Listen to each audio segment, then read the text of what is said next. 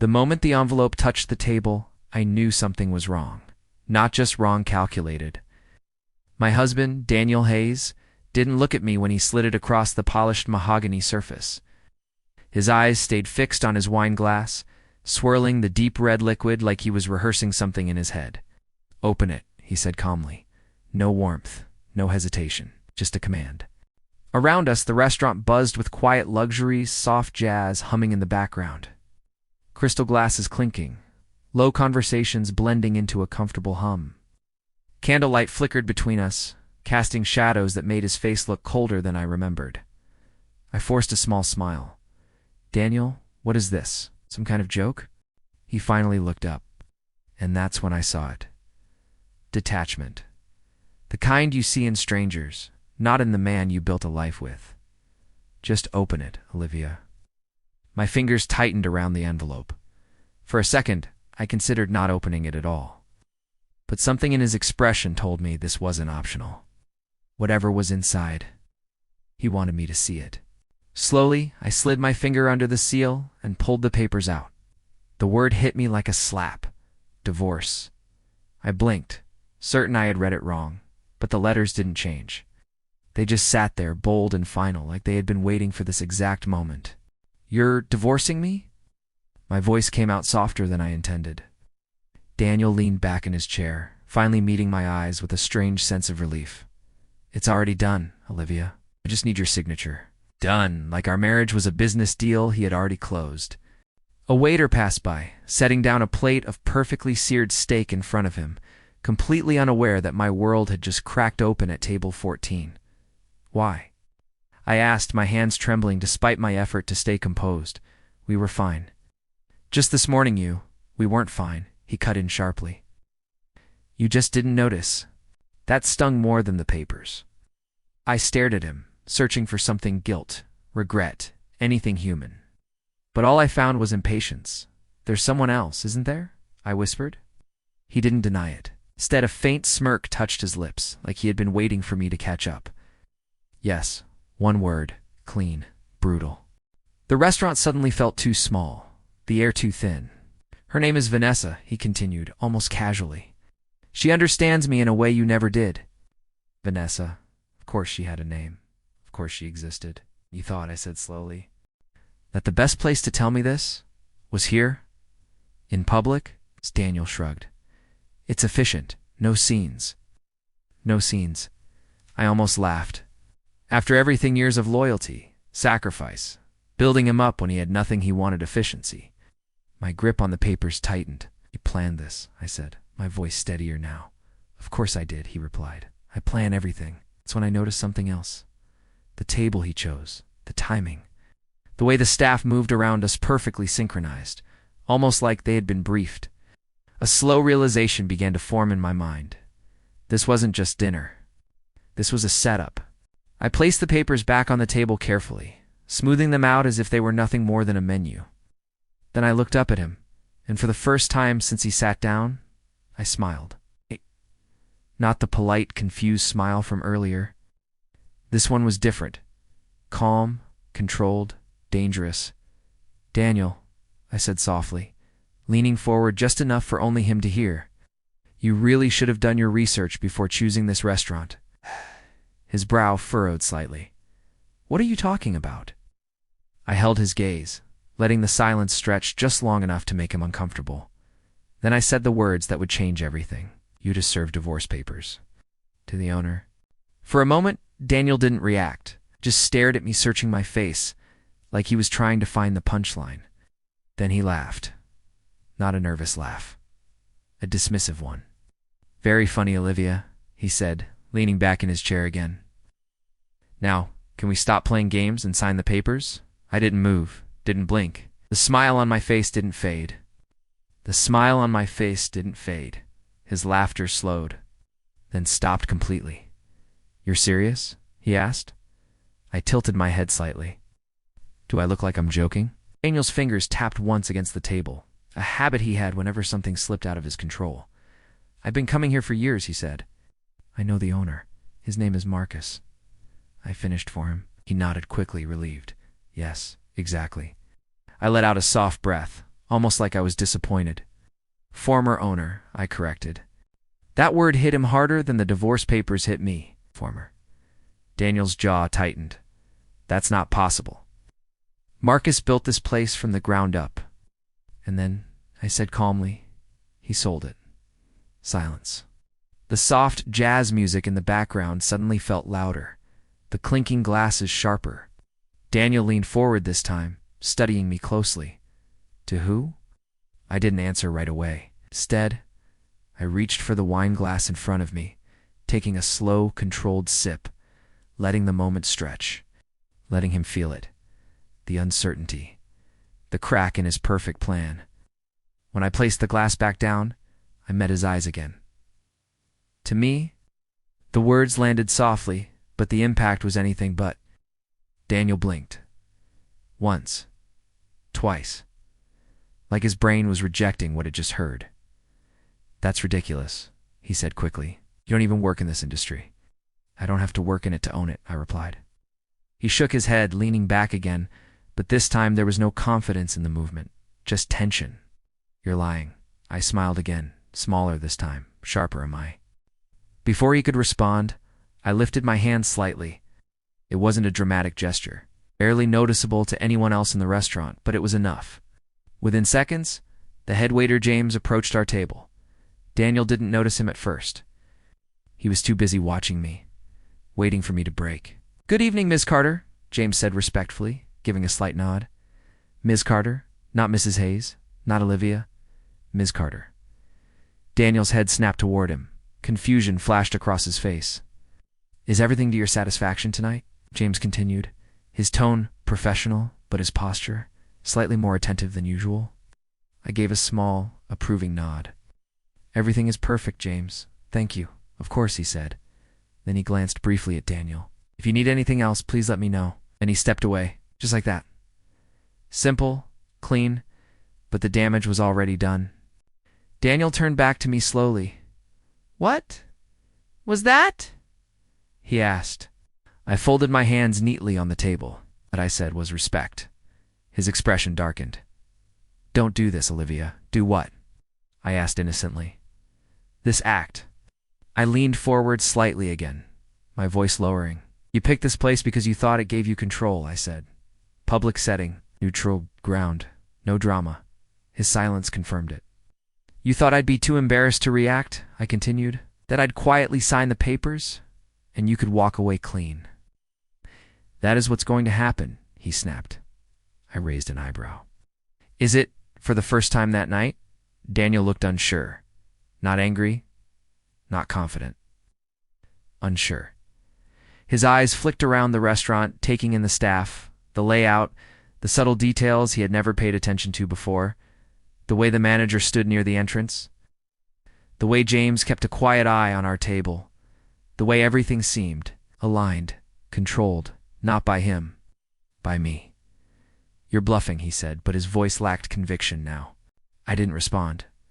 Instead, I reached into my purse, slowly, carefully, and pulled out a sleek black card. I placed it gently on the table between us. Daniel stared at it, then leaned forward to read it. His face changed instantly, color drained. Confidence shattered, because printed clearly on that card was my name, underneath it, owner. He looked up at me again, this time not with arrogance but disbelief, just a hint of fear. You, he started, but the words wouldn't come out. I leaned back in my chair, completely at ease now. Dinner just got a lot more interesting, didn't it? Daniel's hand froze over the card. For a second, he didn't even breathe. Then slowly he picked it up like it might burn him. This doesn't prove anything, he said, but his voice had lost its edge. Anyone can print a card. I let out a quiet, almost amused exhale. Of course, I said. That's true. Relief flickered across his face too quickly, too desperately. But I continued. Not everyone can do this. I lifted my hand again, this time with more intention. Across the room, the floor manager immediately noticed. Within seconds, he began moving straight toward us. Daniel followed his movement, his posture tightening with every step the man took. Good evening, Ms. Carter, the manager said, stopping beside our table. His tone was respectful, but there was something else in it now, recognition. Authority acknowledged. Is there any issue here I should be aware of? Daniel looked between us, confusion turning into something heavier, something closer to panic. I didn't look at the manager right away. Instead, I kept my eyes locked on Daniel, letting him sit in it. The doubt, the realization, the unraveling. Then, calmly, I spoke. No issue, I said. Just a misunderstanding. The manager nodded once. Understood. If anything changes, I'm right here. He didn't ask questions, didn't linger. Just stepped back into position like he was waiting for my next move. Daniel swallowed hard. What is this? He asked under his breath. What are you doing? I tilted my head slightly. I'm having dinner. Stop it! He snapped. You're trying to embarrass me. That almost made me laugh. Embarrass you? I repeated softly. Daniel served me divorce papers over steak. His jaw clenched. That's different, is it? Silence stretched between us again, but this time it wasn't awkward. It was heavy, controlled, and for the first time, it belonged to me. Daniel leaned forward, lowering his voice. If this is some kind of power play, it's not, I interrupted calmly. That's the thing, I didn't plan this. That made him pause, 'cause he had. Every second of this dinner. Every detail, or at least he thought he had. I came here tonight thinking we were celebrating, I continued. You remember? You made the reservation? His eyes flickered again this time, with something closer to regret. But it disappeared just as fast. You still have to sign those papers, he said, pushing the envelope slightly toward me again, like he was trying to regain control. I looked down at it, then back at him. You're very confident, I said. I have every reason to be. Do you? His patience snapped. Yes, Olivia, he said sharply. I've already spoken to my lawyer. Everything is in place. This is straightforward. I leaned back slowly, studying him like I was seeing him clearly for the first time. Straightforward, I repeated. Yes. No complications? No surprises. He hesitated, just for a fraction of a second. But I caught it, and so did he. Always hated surprises, I said quietly. That hasn't changed. I nodded slightly. That's unfortunate. Before he could ask what I meant, a woman's laughter echoed from across the restaurant. Light, confident, familiar. Daniel's body went rigid. He didn't turn right away, but he didn't have to, because I already knew who it was, and judging by the way his expression darkened, so did he. I followed his gaze casually. There she was, Vanessa, exactly as he described, elegant, polished, and completely unaware of the storm she had just walked into. Well, I said softly, my lips curving into a slow smile. This is perfect timing. Daniel finally turned back to me, panic now fully visible in his eyes. I didn't what? I asked innocently.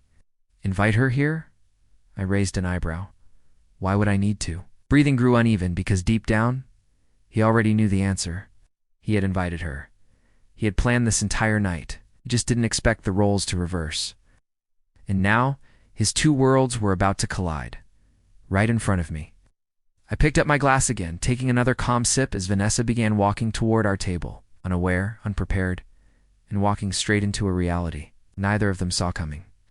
This, I said quietly, setting the glass down, is where it gets interesting. Vanessa didn't hesitate. That was the first thing I noticed. No uncertainty, no second thoughts. She walked toward our table like she belonged there, like she had every right to step into a moment that was never meant for her. Her heels clicked softly against the marble floor, each step precise, confident, calculated. Daniel stood halfway from his chair, then stopped, like his body didn't know what decision to commit to. Vanessa, he said under his breath, warning, mixed with panic. At. Too late, she was already there. Daniel, she said smoothly, placing a manicured hand on the edge of the table. Then her eyes shifted to me. A brief pause, a quick assessment, and then a polite smile. Ow. You must be Olivia. I met her gaze without flinching. And you must be the reason my husband thinks betrayal is a personality trait. Ash. Her smile faltered. Just for a second, but it was enough. Daniel exhaled sharply. This isn't how this was supposed to happen. I leaned back in my chair, completely relaxed. Really? I said, because from where I'm sitting, this looks exactly like your plan. Vanessa straightened slightly, regaining her composure faster than I expected. I think there's been a misunderstanding, she said, her tone measured. Daniel told me everything was already handled. I let out a soft laugh. Oh, it is, I said. Just not the way he promised you. Daniel shot me a glare. Stop twisting things. Am I? I asked calmly. Or are you just not used to someone else controlling the narrative? That hit. Hard. Vanessa looked between us now, the confidence in her posture starting to crack. Daniel, she said quietly, what's going on? He hesitated, and in that hesitation, everything shifted. Because for the first time, she saw it too. The doubt, the uncertainty, the fact that he didn't have control anymore. She thinks she owns the restaurant, he said finally, forcing a weak scoff. Vanessa blinked, then looked at me again, this time more carefully, and I could see it happening. The moment curiosity turned into concern. That's not true. Right? She asked him. He didn't answer immediately, and that silence, it said more than words ever could. I reached into my purse again, this time pulling out my phone. Let's make this simple, I said. I tapped the screen once, then turned it toward Vanessa. A document. Official, stamped, signed. Ownership transfer. Her eyes scanned it quickly at first, then slower, then again. Her expression changed with every line, from confidence to confusion, to something dangerously close to realization. Daniel, she whispered. He didn't look at her because he already knew. He didn't need to see the document. He could feel it, everything slipping. This is a joke, he muttered, but it sounded hollow now, empty. I stood up slowly, not in anger, not in frustration, but with purpose. The room didn't go silent, but it felt like it did, because movement like that commanded attention. I stepped slightly to the side of the table, giving myself just enough space. Then I looked at Vanessa. Let me ask you something, I said. When he told you about me, what did he say? She hesitated. Her grip tightened slightly around my phone. That you were comfortable, she admitted. That you didn't really do much. I smiled. Comfortable, I repeated. Then I looked at Daniel. You hear that? He didn't respond. Couldn't so. Let me clarify something for both of you, I continued, my voice calm but sharp. While he was busy building stories, I was building assets. Vanessa slowly handed the phone back to me. Her confidence was gone now, replaced by something colder, smarter, more aware. You didn't tell me this, she said to Daniel. Finally looked at her. I didn't think it mattered. That was the wrong answer. I could see it in her face instantly, because now she wasn't looking at him like a partner. She was looking at him like a risk. And Daniel, he felt it. I stepped back toward my seat, completely in control now. Dinner's not over, I said softly. Sit. Neither of them argued, because for the first time that night, they both understood something very clearly. This wasn't his stage anymore. It was mine, and the story was just getting started. For a few seconds, no one moved. Then, slowly, Vanessa pulled out the empty chair beside Daniel and sat down, not close to him, not touching him, just near enough to observe. That distance said everything. Daniel noticed it too. His shoulders stiffened, but he didn't say anything. Couldn't, because whatever illusion he had built between them was already cracking. I returned to my seat, folding my hands calmly on the table. Good, I said softly. Now we can talk properly. Vanessa didn't look at Daniel this time. Her attention stayed on me, focused, careful. You said you own this place, she began. How? Straight to the point. I respected that. Investment, I replied simply. Timing, and knowing when to stay quiet. Daniel let out a bitter scoff. You expect us to believe you just bought a place like this without saying a word? I turned my gaze to him. I didn't expect you to notice anything, Daniel, I said calmly. That would have required you to actually pay attention. That landed exactly where it needed to. Vanessa's eyes flickered toward him again.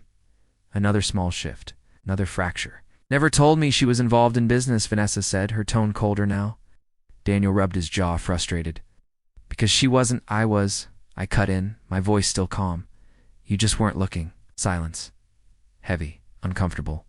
I leaned back slightly, letting the weight of that truth settle. For years, I continued, I handled things you didn't even realize existed. Investments, partnerships, quiet acquisitions. Daniel shook his head. That's not true, isn't it? I asked. I gestured lightly around the restaurant. Look at this place. Every detail, every system. You think something like this runs on luck? He didn't answer, because deep down, he knew it didn't. Vanessa crossed her arms, her posture shifting from defensive to analytical, and he had no idea. She asked none, I said. Daniel's voice rose slightly because there was nothing to know. It didn't react to the volume, didn't match it. I just watched him. That made it worse. You're trying to rewrite history? He added quickly. No, I said softly. I'm just telling it without your version. It shut him up again. Vanessa exhaled slowly, then leaned forward slightly. Then why stay, she asked me. If you had all of this, why stay with him? That was a better question, a smarter one. I considered it for a moment because I believed in him, I said finally. In us. Daniel looked up at that. Something flickered in his expression. Not love, not regret, something weaker, guilt. But belief, I added quietly, has an expiration date. Vanessa nodded slowly, almost to herself. She understood that, I could tell. Daniel, however, was losing ground faster now. This doesn't change anything, he said suddenly, pushing the envelope toward me again. You still need to sign those papers. There it was. Desperation disguised as control. I glanced down at the envelope, then back at him. You're very attached to that outcome, I said, because it's already decided by who? My lawyer. I smiled faintly. That's cute. His jaw tightened. What's that supposed to mean? It means, I said calmly, you assumed I'd walk into this unprepared. I didn't assume anything. You assumed everything, I corrected. You assumed I'd be emotional, shocked, passive. Vanessa's gaze shifted slightly again. Another quiet observation, another calculation. And now? She asked. I met her eyes directly. Now, I said, he's negotiating from a position he doesn't understand. Daniel let out a sharp breath. I'm not negotiating. I raised an eyebrow. Then what do you think this is? He didn't answer, because for the first time, he didn't have one. I reached forward slowly, placing my hand on the envelope, not opening it, not signing it, just claiming it. You brought me here to end something, I said quietly. Then I looked at both of them, but you didn't realize. I slid the envelope slightly back, toward him. You were the one walking into terms you haven't even heard yet. The air shifted again, sharper now, more dangerous, because this wasn't just about divorce anymore, it was about leverage. And Daniel was just starting to realize he didn't have any. Daniel stared at the envelope like it had betrayed him, like it was supposed to end everything cleanly. Instead, had turned into something else entirely, something unpredictable. Terms? He asked finally, his voice lower now. Careful. I didn't answer right away. Instead, I reached for my napkin and adjusted it slightly on my lap, as if this were still just a normal dinner. That unsettled him more than anything else I'd done. You don't get to rush this anymore, I said calmly. That was your plan, remember? His jaw tightened. This isn't a game, Olivia. No, I agreed. It isn't. That's why you're losing control of it. Vanessa watched both of us closely, her silence now intentional, measured. She wasn't here as an ally anymore. She was evaluating.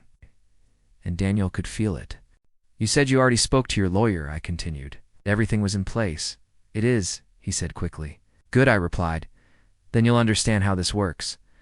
I leaned forward slightly, my voice steady and precise. Assets get divided. He nodded, impatient. Obviously, debts get assigned. Another nod. Yes. And disclosures, I added, become very important. That made him pause, because now we were getting into territory he didn't expect. What disclosures? He asked. I held his gaze. All of them. The confidence in his expression flickered. Just for a second, but it was there. You think this changes anything? He said, trying to recover. Owning a restaurant doesn't suddenly it's not just a restaurant, I interrupted. Silence. He blinked. What? I sat back again, completely composed. This is just one of them. Vanessa's eyes narrowed slightly. One of them, she repeated. I nodded once. Daniel let out a short, disbelieving laugh. Now you're just making things up.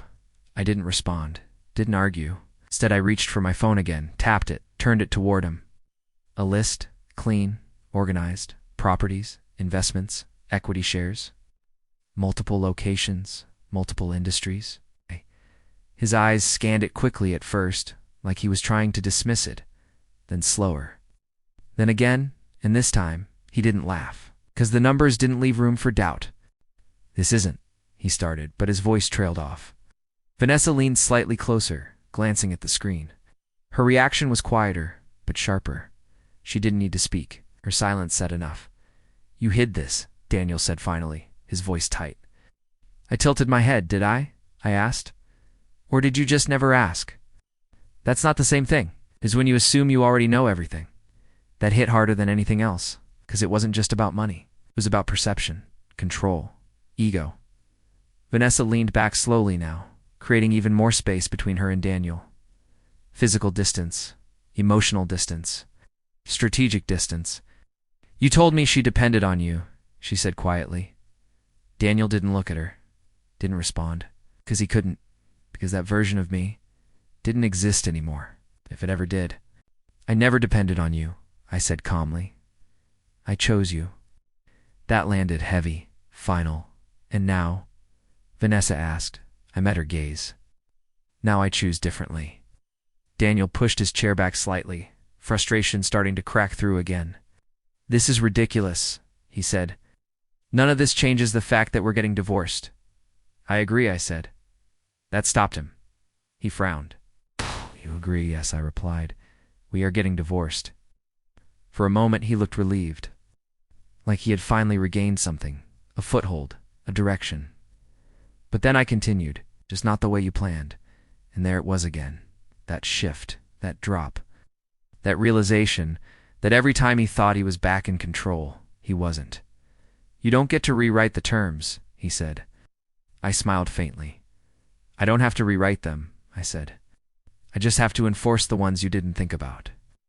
Vanessa's attention sharpened instantly. "What does that mean?" she asked. I didn't answer her directly. Instead, I looked at Daniel. "Tell me something," I said. "When you filed those papers," paused just long enough, "did you declare everything?" His silence. Was answer enough? And for the first time that night, real fear crossed his face. Daniel didn't answer, not because he didn't understand the question, but because he understood it too well. The silence stretched between us, heavy and suffocating. Vanessa turned her head slowly toward him. "You didn't?" she asked. Her voice wasn't emotional. It was sharp, precise, the kind of tone people use when they're already calculating consequences. Daniel ran a hand through his hair, exhaling hard. "This isn't relevant." "It's very relevant," I said calmly. His eyes snapped back to me. "You're trying to twist this into something it's not?" "No," I replied. "I'm just bringing it into the light." Vanessa leaned forward slightly, her attention fully locked on him now. "What exactly did you file?" she asked. Daniel's jaw tightened. "Standard disclosures?" I raised an eyebrow. "Standard," I repeated. "That's interesting." He glared at me. "Stop doing that." "Doing what? Talking like you already know everything?" I didn't respond immediately. Because the truth, I didn't need to. He was already unraveling on his own. "I don't need to know everything," I said quietly. "I just need to know enough." Vanessa's fingers tapped lightly against the table, mirroring the same nervous habit Daniel had earlier, except hers wasn't nervous. It was analytical. "You said assets get divided," she said slowly. "So if something isn't disclosed, it becomes a problem," I finished for her. Daniel let out a frustrated breath. "This is getting out of hand." "No," I said. "This is exactly where it was always going." He shook his head. "You're bluffing." "What?" "You don't have anything." That almost made me smile. Almost. "Daniel," I said softly, "you built your entire plan on the assumption that I wouldn't respond." "That's because you never do," he snapped. The words hung in the air, and for a moment, something shifted.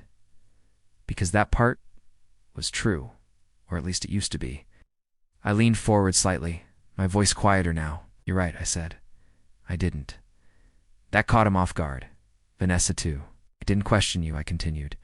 "Didn't challenge you. Didn't interrupt your version of things." Daniel frowned, confused.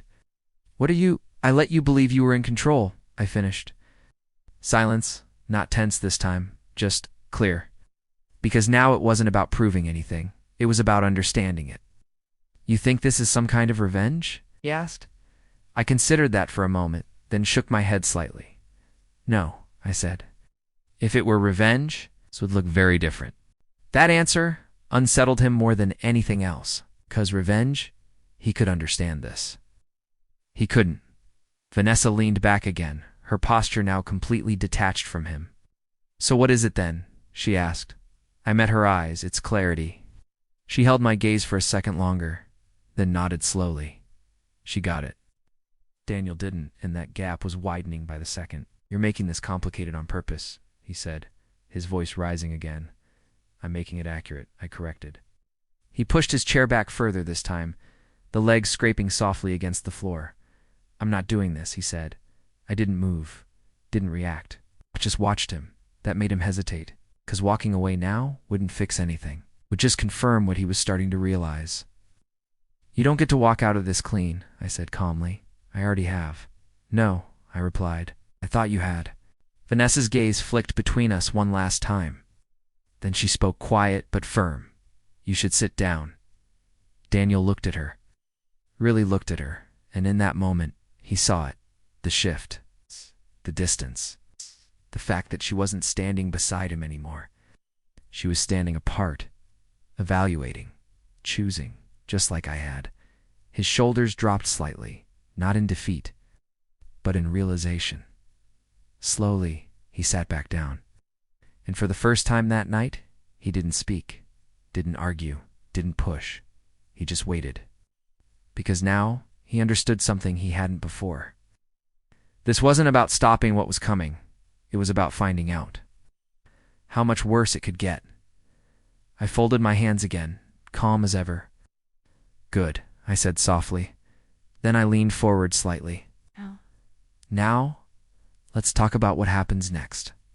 The table was silent, not the kind of silence filled with tension or anger. This one was different. Final. Daniel sat still, his earlier confidence completely gone. Shoulders were lower now, his posture no longer defensive, just uncertain. Vanessa didn't speak either, but she hadn't left. That in itself said everything. I looked at both of them for a moment before speaking. Here's what's going to happen, I said calmly. Daniel's eyes lifted slightly, not with defiance, with caution. The divorce will proceed, I continued. Cleanly, legally, properly. A flicker of relief crossed his face again, small, fragile, but I added with full disclosure that relief disappeared instantly. Vanessa's attention sharpened again. And that means, she asked. I kept my eyes on Daniel. It means everything gets reviewed, I said. Every account, every asset, every decision made before filing. Daniel swallowed hard. You're overcomplicating this, he said, but there was no strength behind it anymore. No, I replied, making sure it's accurate. He shook his head slowly. You don't need to do this. I raised an eyebrow. Need? I repeated. This isn't about need. Then what is it about? I held his gaze. Respect. That word landed harder than anything else that night, because it wasn't loud, it wasn't dramatic, it was simple and undeniable. You don't get to rewrite the end of a story you didn't value while you were in it, I continued quietly. Vanessa looked down at the table for a moment, then back at Daniel. And this time, there was no softness in her expression, only clarity. You told me this would be simple, she said. Daniel didn't answer, because he couldn't. Because simple didn't exist anymore. I stood up slowly, smoothing the front of my dress. The movement was calm, unhurried, certain. Neither of them tried to stop me because now they understood something very clearly. This wasn't a moment they controlled. It never was. I'll have my lawyer contact yours, I said, picking up my bag. We'll go through everything properly. Daniel looked up at me, something desperate finally breaking through. Olivia, I paused, not turning fully. Just enough, yes. For a second, it looked like he might say something real, something honest. But then, he hesitated. And the moment passed. That told me everything I needed to know. Take care of yourself, I said softly, not as comfort, not as kindness, just as closure. Vanessa watched me carefully as I stepped away from the table. She didn't follow him, didn't reach for him, didn't say a word, because she'd already made her own decision. It didn't include him. As I walked through the restaurant, the atmosphere shifted subtly. Staff straightened slightly. The manager gave a quiet nod. James stepped aside smoothly, holding the door open for me. "Good evening, Ms. Carter," he said. I returned the nod. "Good night, James." Outside, the air felt different. Cooler. Lighter. Like something heavy had finally been set down. Behind me, through the glass, I could still see them at the table. Separated. Silent. Uncertain. Exactly where they belonged. I didn't look for long. I didn't need to. Because the story I thought I was losing was never his to end, it was mine. I had just rewritten it, without raising my voice, without creating a scene, without asking for anything. Just by knowing exactly who I was, and what I owned. I walked toward my car, heels steady against the pavement, each step more certain than the last. No hesitation, no doubt, just clarity. Some endings don't come with closure, they come with understanding. And sometimes I didn't lose a husband that night. I lost an illusion, and in its place, I gained something far more valuable. Control. Not over him, not over them, but over my own story. And this time, no one else would be writing it for me.